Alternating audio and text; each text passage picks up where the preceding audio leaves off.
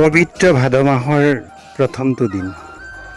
অসমীয়া 12 মাহৰ প্ৰতিটো মাহৰেই সক্ৰিয় বৈশিষ্ট্য আছে।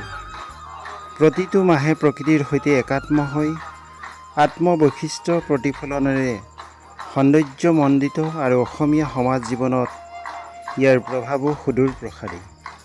শাওণ আৰু ভাদ মাহৰ সংক্ৰান্তিৰ দিনাৰে পৰা আৰম্ভ হোৱা ভাদ মাহ অসমীয়া বছৰৰ পঞ্চমটো মাহ। শৰৎ ঋতুৰ অন্তৰ্গত এই ভাদ মাহৰ ভাদ নামৰ উৎপত্তি হৈছে পূৰ্ব ভাদ্ৰপদ নামৰ নক্ষত্ৰৰ পৰা। অসমীয়া কৃষিজীৱী মানুহে ভাদ মাহত কৃষিকৰ্মৰ পৰা আহৰি পায়। এই মাহৰ ৰোহিণী নক্ষত্ৰৰ অষ্টমী তিথিত পৰম ব্ৰহ্ম ভগৱান শ্ৰীকৃষ্ণৰ আৱিৰ্ভাৱ হৈছিল। শ্ৰীকৃষ্ণৰ আৱিৰ্ভাৱৰ সময়ত এক উজ্জ্বল জ্যোতিষীয়ে প্ৰকৃতিৰ ৰূপ অতুলনীয় কৰি তুলিছিল। কৃষ্ণ লীলাই সকলোৰে হৃদয়ত স্থান লৈছিল।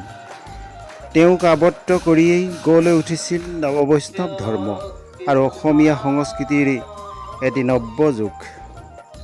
অসমত নৱবৈষ্ণৱ ধৰ্ম বা এখন নাম ধৰ্মৰ বীজ ৰোপণ কৰিছিল শ্ৰীমন্ত শংকৰদেৱে।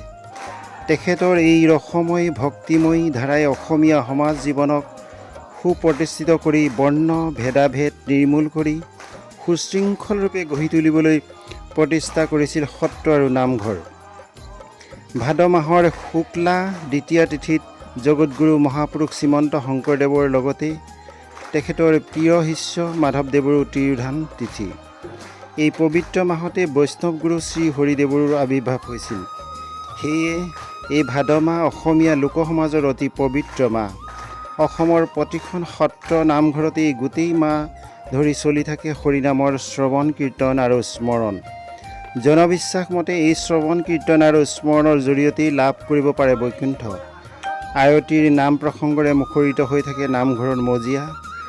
ভাদ মাহৰ অষ্টমী তিথিত অতি উলহ মাহ আৰু ভক্তিভাৱেৰে ভগৱান শ্ৰীকৃষ্ণৰ জন্মতিথি জন্মাষ্টমী পালন কৰা হয়। জন্মাষ্টমীৰ পাছদিনা নন্দোৎসৱ পতা হয়। ভাদ মাহত শ্ৰীকৃষ্ণই জন্ম লাভ কৰিছিল বাবেই এই মাহটো হিন্দু ধৰ্মাৱলম্বী লোকসকলে পবিত্ৰ মাহ হিচাপে গণ্য কৰে। সেয়ে ভক্ত প্ৰাণ লোকে পৰিয়ালৰ মংগল কামনাৰে এই মাহত মাহ প্ৰসাদ ফল মূল আদিৰে শৰাই আগবঢ়াই সেৱা আশীৰ্বাদ লয়। গুৰুজনাৰ অৱদান নাম কীৰ্তনৰ ধ্বনিৰে সকলোৰে মনলৈ ভক্তিভাৱ আনে। সেয়ে ভাদ মাহ এটা পবিত্ৰ মাহ। এনে হৰিভক্তি আৰু হৰি নামৰ শ্ৰৱণ কীৰ্তন আৰু স্মৰণে জাতি ধৰ্ম বৰ্ণ নিৰ্বিশেষে একত্ৰিত হৈ থকাৰ সংকল্প লওঁ আহক। আজি মহাপুৰুষীয়া মাহৰ প্ৰথমটো দিনত আমাৰ নামঘৰত গাঁৱৰ সকলো একত্ৰিত হৈ মহাভাগৱত শাস্ত্ৰ ভাগি আদৰণি কৰে।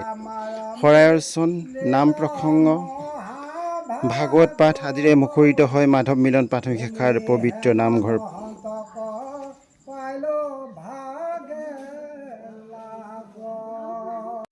কিন্তু সেই